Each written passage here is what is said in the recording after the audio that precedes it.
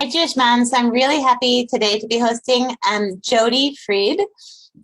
So Jodi Fried is a mom, an empowerment coach. She's the founder of the Two Mom Life podcast, and she's a Jewish community professional who is committed to helping moms live to the fullest, reconnect with themselves, and reignite their spark. Jodi's superpower is connection.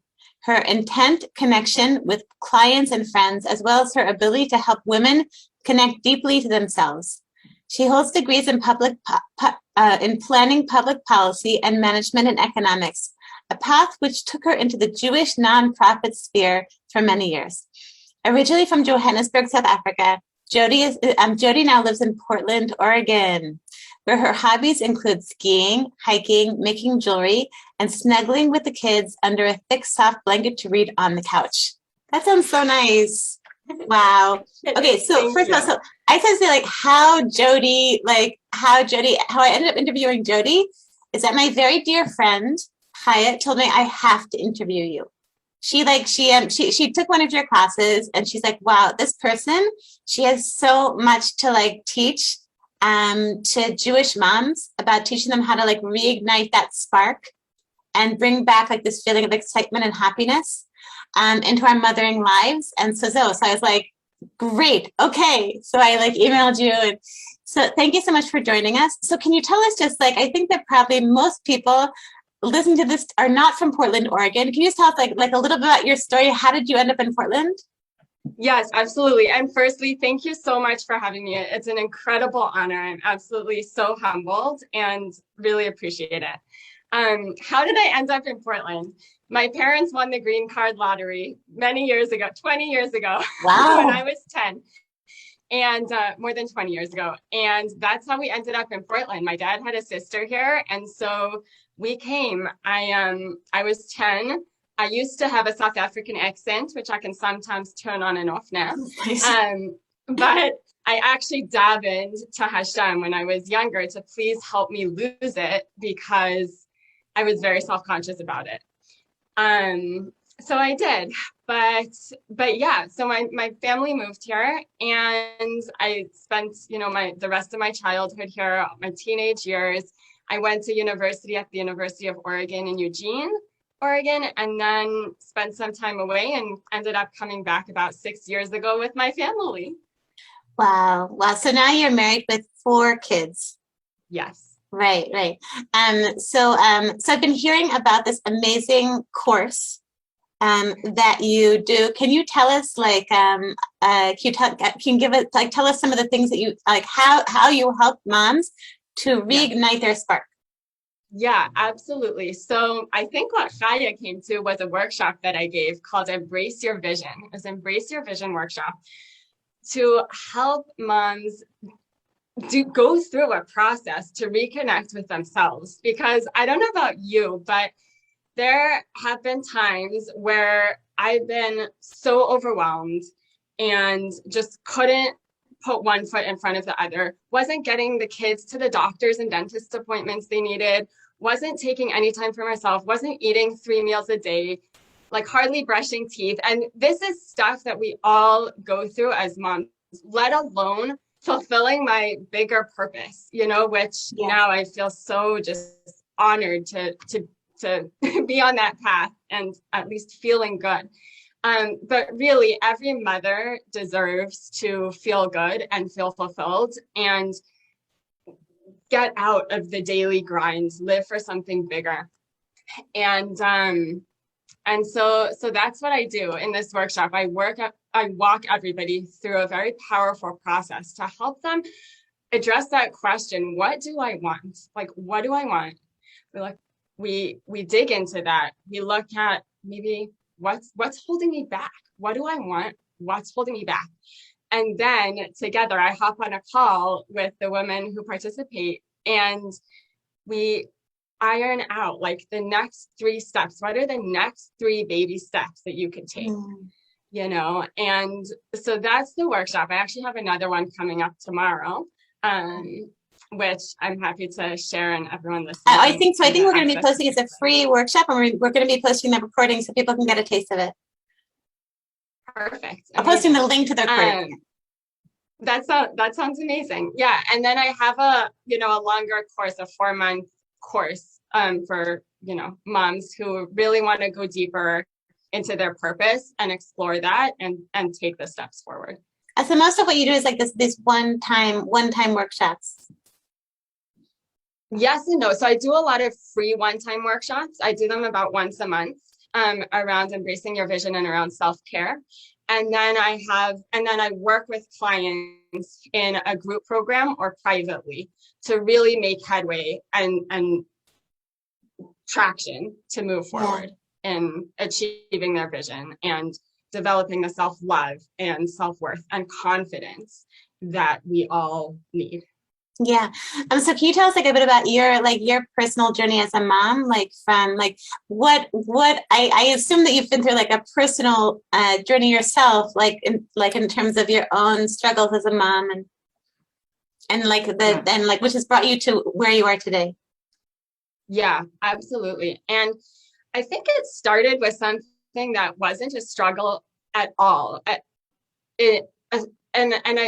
I use the word like it wasn't a struggle, but it was something that I actively worked at. And that is traveling and adventuring with my family. Now, the skiing, hiking, taking planes and flying places, right? These are all things that I love to do. And my husband and I love to do before kids came along and before we really stepped into parenthood. Right. And they were things that we were committed to continuing to do with kids, right? I had family in South Africa. I really wanted my kids to have a connection with their great grandparents, thank God. And we like to ski. We weren't willing to give that up. So it became about how to mesh the two, how to bring our little babies with us. And that turned into me supporting women to help them get out and about and to help them bring their hobbies back into their lives. And that's really what set me on this journey. And then, fast forward and I get into the daily grind. It's just life happens. And it can be very easy to fall into patterns. And I just at one point found myself with life looked good. Life really looked fine from the outside, but within me, I felt that I had lost my spark and I felt like I had lost a piece of myself. And I knew that I needed to get it back if I really wanted to feel fulfilled and be the best mother that I could be to my children, the best wife that I could be for my husband, and, the best person that I could be and continue growing in this journey of life. And I don't know exactly the moment, that I realized that and that I felt that spark was missing, but it just happened. And then there was one day where I said to myself, I have to do something about this. I can't go on like this. Yeah. And I sat on the couch. My husband had gone out. He went rock climbing or something. And so I had the house to myself, sat myself on the couch with a piece of paper. And I just started crying and crying and crying. And that's when I started mapping out, what do I want? What is my vision for myself? And I just laid out, what do I want?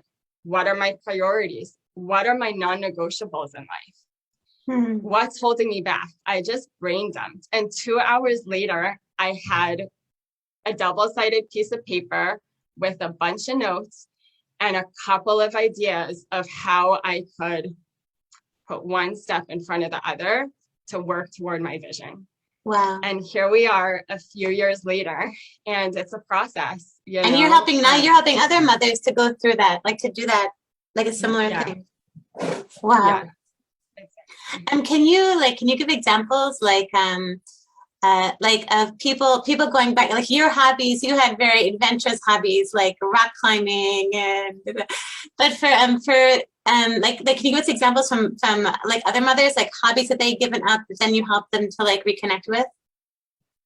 Yeah, absolutely. So, and sometimes it's about managing it, right? So, there's someone who loves to write and wants to write a book and can't fit that into her day, so we go through and we look at her schedule and we look at again, her priorities and what's on her plate, and work at figuring out how and where she can fit that in. You know, someone else likes to make jewelry, or even just likes You make to jewelry, take a right? I walk. saw on your thing, you make jewelry. Yeah, Wait, did you make I these? do. You know, I do like, I didn't make these. I do Oh, just okay. like eating. Yeah, not metalwork. I wish Yeah. one day, one day. Yeah. Yeah, there's always fun stuff to think about and do. But you know, little things like that, even just like taking time for herself. Like some moms out there just don't have a second, and or Wow. they do, but they just can't figure out like, where can I just sit and drink a cup of tea, you know, and that's the inner work. Yeah. So what does that like to look like? Like, let's say a mom comes to you and she's like, look, I have however many kids, and I just do not have a moment for myself over the course of the day, and I cannot fit any time for myself. That's not, how would you work a mom through that? Yeah. So we would start with really just getting in touch with her. And if it's okay, Hannah, I'd love to do just a breathing process that I would do love with a that. lot of Okay, my great. clients. Yeah. Okay, yeah, and I open up a lot of private coaching sessions this way, and also, you know, our group programs. And there are a lot of different techniques and different things, but this is one of my favorites, because we sometimes forget the importance of our breath. We forget to breathe, and we forget how powerful our breath can be. So I'm gonna you put your feet flat on the floor. So Okay, I'm doing ideally it. sit down. Yeah, we're gonna do it. We're gonna do it. So sit down, put your feet flat on the floor, take one hand and place it on your heart, and another hand and put it on your belly. And I love putting a hand on your heart, because I think it's just such a great reminder that you really sprouted from nothing. Like, you at one point were a teeny tiny egg. And it's an absolute miracle. Each and every one of us is an absolute miracle and are supposed to be here. And so it's a really great reminder. And then putting a hand on your belly, it's grounding, and it helps you to just get in touch with yourself. So feet flat on the floor. Take a deep breath in through your nose and out through your mouth. And the goal as you're breathing is to feel your stomach expand as you breathe in through your nose, and feel it contract as you breathe out through your mouth. It's diaphragmatic breathing. It's tough to get the hang of it, but just practice. I'm breathing in through my nose and my stomach's going out. And yes. Okay. Yes. And you might not get it right now, right here, but this really helps the oxygen to flow through your blood. So deep breath in through your nose and out through your mouth. Close your eyes. And as you breathe, envision a ball of light at the top of your head, at the tippy top of your head, a warm ball of white or yellow light. And as you breathe in and out, imagine this ball of light just coming in through the top of your head and filling your face with warmth. Deep breath in and deep breath out, and feel this ball of light trickle down your neck and down through your torso, warming up your chest, warming up your ribs, settling in your tummy, and just feeling so comforting. And breathe in through your nose and out through your mouth, and feel this ball of light traveling down your left leg and out through your toes and your left foot. And if you're compelled, you can wiggle your toes and really feel that ball of light just warming up your whole body. And as you breathe in and as you breathe out, imagine this light as the light of Hashem, just filling you up. Hashem is with you in every single moment. every single day. And feel that ball of light come and work its way across your groin area and warm you up, and go down your left leg and all the way down, down your right leg and all the way down through the tippy tips of the toes on your right foot. And feel that light make its way back up, slowly back up through your legs, slowly back up through your torso. And that ball of light is now going to continue to warm you up. And feel that ball of light just go right through your right shoulder, all the way out to the tips of your right fingers. And if you feel compelled, stretch out your right arm, stretch out your fingers, and really feel that ball of light. Wiggle your fingers and feel that light just filling each and every fingertip. And the light's going to come back and travel back through your arm, back through your shoulder, across your chest, and through your right shoulder. Feel it even in the back of your shoulder, by your shoulder blade. And feel that light of Hashem traveling through your left arm. Stretch it out. And the tippy tips of your left fingers. And then feel that light of Hashem come back through. And remember to breathe. Breathe in through your nose and out through your mouth, with your hand connected on your belly and your other hand connected on your heart. And feel that ball of light come back up, warming your neck, and back up through your face and through your head and even your brain. Just imagine that ball of light just filling up your everywhere with that light, and feel it coming out the tippy top of your head, and just showering that light upon you. And then envision that light of Hashem embracing you in a huge bear hug, saying, I love you. I'm here for you. You've got this. And if you feel compelled and if it feels good, give yourself a big hug. This is so comforting. Give yourself a hug. And when you're ready, bring your hands down to your lap and open your eyes and come back into the space. Wow, I love that. I want to do that every day. And I actually have it on my podcast. Zoom every day. I want to do this every day. That's amazing. We could totally, that would actually be so fun. And it's on my podcast, something very similar, episode 57, a guided meditation that you could just play every day. Oh, great. But let me ask you, like, how do you feel? How did you feel after opening your eyes and coming back? Yeah, I feel different. I feel like it takes something that like I know intellectually. Like I know Hashem loves me, and I know I'm always like reading, like different things happen, like hashgacha pratit, and I'm like, wow, Hashem loves me, but like really like feeling like, wow, like Hashem's within me. Hashem loves me. Hashem says, how'd you say it? You can do this. You've got this. You've got this. You've got this. I was like, you've got this. Yeah.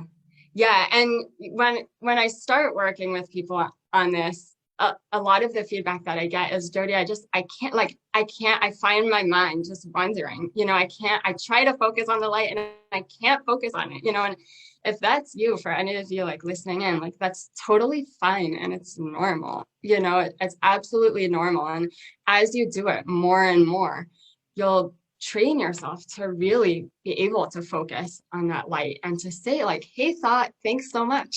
See you later. I'll come back to you later. But my point is that starting out, sometimes we don't think that we have the time for things. We don't think that we have the space for things, and we can actually make the time and make the space. And when you do an exercise like this, that really brings you into this present space, and it's calming, it's very soothing. right? And it's also very affirming. Like, yeah, you've got this. You can do this. I love you. You know, you love you. Like, it's we're coming into it from a very different frame of mind. And sometimes like that's the first step to realizing and to working through like where and how to fit the different things in, you know. So I love starting out with an exercise like this. And then from there, I would, you know, really work one-on-one. And with every woman, it's different depending on her goals, depending on her needs and what she has going on. So in our first session, we usually do like a complete dump of just everything, you know, that's on her plate, everything that she's got going on. And then we work backwards from there, you know, in our subsequent sessions. All the while you go through every single thing that she's doing. Like I take my kids to school, I make lunch, yeah. And again, depending on the woman and her goals, but yes, a lot of times we go through every single thing, and sometimes it takes more than one session, you know, to do that. And all the while we're working on the inner core, on the affirmations and developing the self-confidence and belief. And so that also looks different for every woman, but there are a few key practices that are virtually universal. Okay, so please, I really want to hear one of them. I really want to know. Okay, yeah. You really want to know. Okay. So one of them, for example, is celebrate the small wins. And I was just giving a workshop the other day to a group, a grief group of women. And I said, like, celebrate every single day. Write down 3 things that you can celebrate today. Even like something like I brushed my teeth this morning counts, you know. And after the session, one of the women, she raised her hand and she said, Jodi, like you said exactly what I needed to hear. I didn't brush my teeth this morning. And I was like getting down on myself for not brushing my teeth this morning, you know. But she's like, tomorrow I'm going to do it. And I'm going to write that down as a little win, because nothing's too small, you know, nothing's too small. And what happens is that when you start doing this and, you know, doing these processes and practices, and it becomes a part of you, you start building on it and you build up your own self-worth through doing this. And, you know, actually like recognizing, hey, like, check this out. This isn't actually so bad, you know? So that's one, you know, celebrate the small wins. So every day, 3 things. And if you miss a day, like this is key, don't beat yourself up. Like it's okay. We all slip. We all, you know, it's very hard to be consistent. You know, if you can get there, that's great. But every day, a few little things. Let's see, what's another one? So breathing. And I remember the first time that I realized how powerful breathing can be. I was in high school and I was completely overwhelmed and completely stressed out. And I was like in a play and had tons of homework and I had a cough. And like, though I went to the bathroom at school and I was just like, I don't know how I'm going to do this anymore. And then I just breathed and everything was okay, you know. And it wasn't until a long time later that I started actually like really building that into my daily practice. What's the thing about breathing? Like you always hear about it, but I never understand really like what's the big deal about like how is breathing so helpful? You know, that's a great question. And I'm sure you'll get different answers, but at least in my experience and from what I've learned, you absolutely have to breathe in order for oxygen to flow in your body.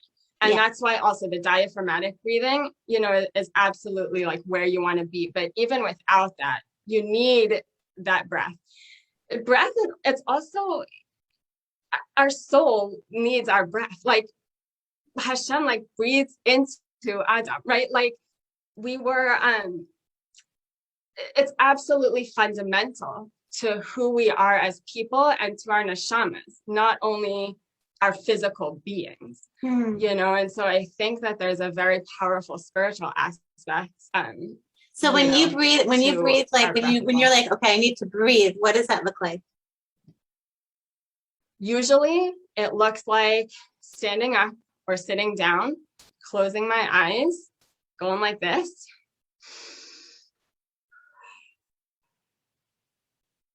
Sometimes that's all it takes. Wow. Sometimes that's all it takes.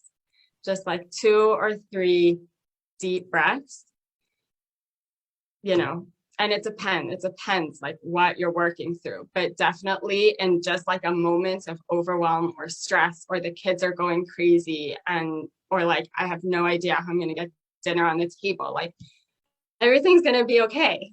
Everything's going to be okay. Just a few deep breaths can make a big difference in helping you shift your mind. And I don't know exactly like why that works. I should probably do some research on that, but it does. Yeah. It really does. Wow. So breathe. Another thing that I find so helpful is like be present in small ways. So we have so much on our plates, work, cooking, Shabbos, whatever. And it's easy to lose sight of the things that matter sometimes. And it can also be very daunting to think about, oh my gosh, I need to be more present in life. I need to be more present with my kids, present with my family, because it's like this connotation that you have to be on all the time. But just like, again, think about the small ways that you can be present. So put the phone away at dinner time, or hold your child's hand as you walk down the steps, from the bedroom to the breakfast table, just like, and hold her hand and cherish that moment. Something for me that was really powerful is sometimes at night I was finding, I still sing my kids to sleep. They're like, my oldest is 9 and I sing them to sleep every night. But I was finding that my mind was always, for some reason, somewhere else, whether I was singing to my 3-year-old or singing to my 9-year-old.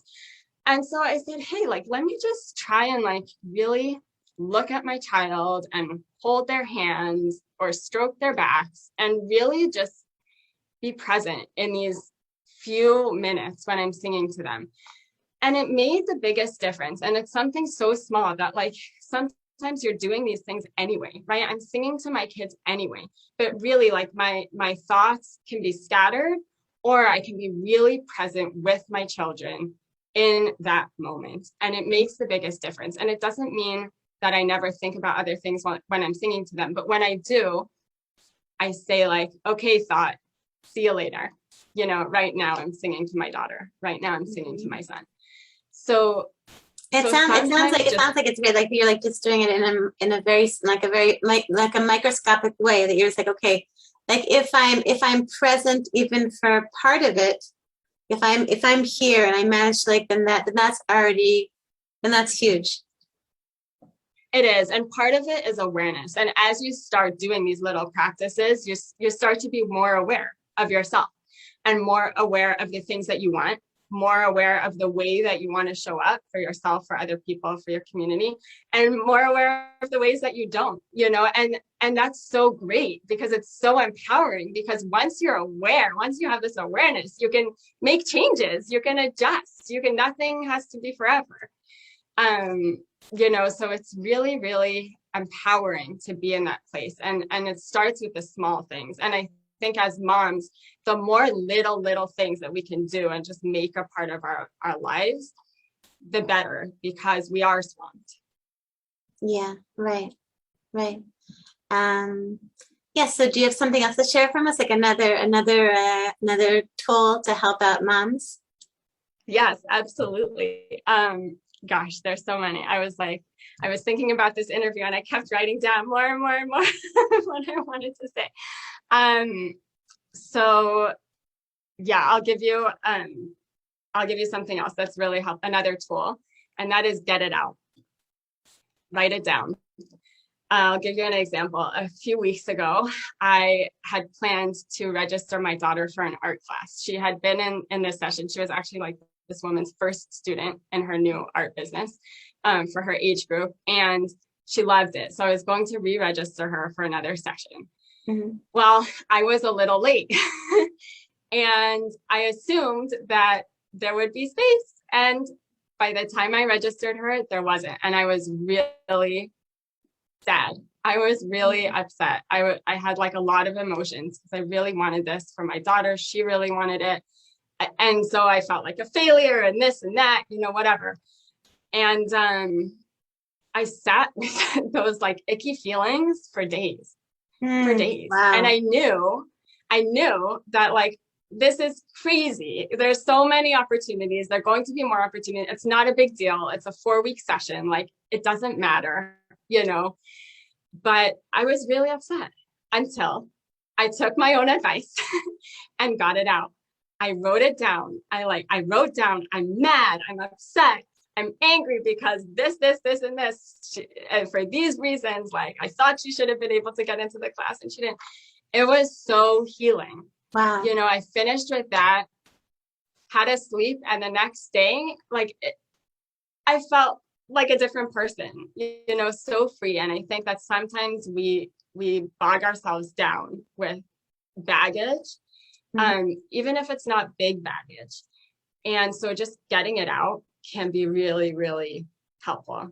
And you don't have to have a journal. You don't have to have a beautiful journal that you like write in every night, but sometimes even just taking a piece of paper and scribbling your thoughts on it can be helpful. Another way to get it out sometimes, which works for some people, is to talk it out to yourself in the mirror. If you don't have time to write or you don't like to write, just try like talking it to yourself and feel your emotions and like, just like really get into it. And that can be really helpful too. What else? Something else that has been a game changer for me and some of my clients has been a little teeny shift in the language that we use. So for example, I have to make dinner tonight. Okay. What's the feeling around that? I have to do this. It's like, ugh. What if you switched it to, I get to make dinner tonight. I get to make dinner tonight. And kind of, it's a simple, you can think of it more deeply, like on a more deep level or on a very surface level. So on the surface, just changing that language automatically, like, changes the way that you associate with doing that task. Even if you still don't love it, like, you get to do it, right? You don't necessarily have to do anything, but on a more deep level, like, you can ask yourself, why do I have to make dinner? Why do I have to make dinner? It's because I want to keep my family, my kids nourished. It's because it's my job. It's as a mom, it's, X, Y, and Z. And if you go deep enough, like, you'll find that, well, it's a great thing. I get to make dinner because I get to be there for my kids. I get to make dinner because I want my kids to be healthy. I want to feel good, there are all of these great reasons why you get to make dinner. Right. You don't have to make dinner, and so I find that that's really helpful, especially with the mundane things like laundry. I have to fold the laundry, right? I get to fold the laundry. Is it the most exciting thing? No, but like, I get to do it because this is how it serves this purpose, Wait, walk me through the I get to do the laundry. Okay. So as opposed to I have to fold the laundry, right? I get to fold the laundry. So why do you need, let's say, to fold the laundry, right? Maybe you don't have to, right? But you want your children to have clothes that look nice and aren't all creased. You want your kids to have a sense of pride in the clothes that they put on. You want them to be able to find their clothes in their drawer. You want to be able to find your clothes in your closet or in your drawer. So in order for them to be able to find their clothes, in order for their clothes not to come out all creased, right? In order for all of these things, the laundry needs to be folded, right? And so you can either look at it as I have to fold the laundry, or you say, hey, like, my kids get to be proud of who they are. They get to be proud of the clothes that they put on in the morning. I get to fold the laundry so that my children can X, Y, and Z, so that I can feel really good about myself when I get dressed in the morning. Does that make sense? Yeah. Yes. That's great. Yeah. Yeah. So again, it's such a little thing, but I'm all about the little things. I'm all about the Yeah. little things. What else? There's so much more. And let's see. I mean, I don't know if this is a tool, but maybe it's a tool, is I like to say, let go and let flow. Just like let go and let things flow. Let life happen. Let Hashem be in control. And this has come up a number of times, and it's like I find that this is very related to like noticing the little miracles that are taking place every day in our lives. But I'll give you an example. So after I got married, we were living in Boulder, Colorado, because my husband was there to rock climb. And we decided that before we had kids, we wanted to have an adventure. So we put all of our stuff in storage, and we decided to take a road trip through some of the national parks in the States. I was very, very scared, very, very nervous. I'm like not the adventurous type in that way. I like my security. I like to know we're getting a paycheck, whatever. Yeah. But we decided to do this. So we start driving, and our first stop was Bozeman, Montana. And we drive through Bozeman. And I mean, just this series of events is absolutely unbelievable. We go to the Chabad house, Rabbi Chaim and Chavi Brook, who are amazing people. And we are hosted by them for Shabbos. At the Shabbos table, we meet a woman, Robin McKay, who owns a gourmet caramel factory, kosher gourmet caramel in the middle of Montana. Wow. And my family was like in manufacturing, like food manufacturing. My grandparents owned a dairy at one point in South Africa. And so like, it's like near and dear to my heart. And my husband also has like just an affinity for how things work and how things fit together. One thing led to another, and we ended up getting jobs there and spending the next 3 years of our life in Bozeman, Montana, from this risk that we took and this trip that we took. We were planning on going back to Boulder, but we had nothing to lose, and this opportunity, fell into our laps, and it was like, yeah, we're gonna do this. And you never know. Let go and let flow. Let go and let flow. Let go and let flow. And more recently, like my husband was laid off from his job, and I really found myself leaning into this. Like, there's only so much you can do. You can apply for jobs. You can be really scared and nervous and portray that energy, or be encouraging and I don't know, like behind him and helpful and just dive in and let go and let flow. And that was the approach that I took, and it was the only way I think that we got through it was just like, understanding that we do our part, and then we got to let go and let Hashem, take the reins and really help guide us. Which brings me to actually one more point, which is and another tool, and that is, I think, just don't lose sight of your connection with Hashem. That's something that during that time, and others, I really strengthened. And I think for each of us, our connection with Hashem looks different. Some people daven 3 times a day, some people once, whatever, some people none. But whatever it is for you, to really just keep that door open, keep that line of communication open with Hashem. That's also been a huge part of my journey and a lot of my clients. And I think, it can only help. It can only help. Right.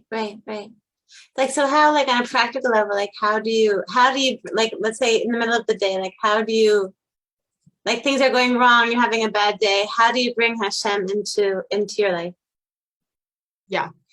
So sometimes just asking, like, Hashem, I need help. Hashem, help me, breathing through it and letting that be. And honestly, sometimes it's more of just developing a practice around it. Like saying, okay, I'm gonna daven every morning, or say Tehillim once a day, or say Tehillim when I feel like it, like whatever it is. So sometimes, it's more of like leaning on Hashem, just knowing that he's there, and knowing that he loves me, and knowing that I can always ask him for anything or talk to him about anything. And sometimes I do, and sometimes I don't. For me personally, it's more about like the practice of daily connecting, having a time, to connect with Hashem, and knowing that this is going to be, a time where I really spend being present in that, being present in my relationship to God.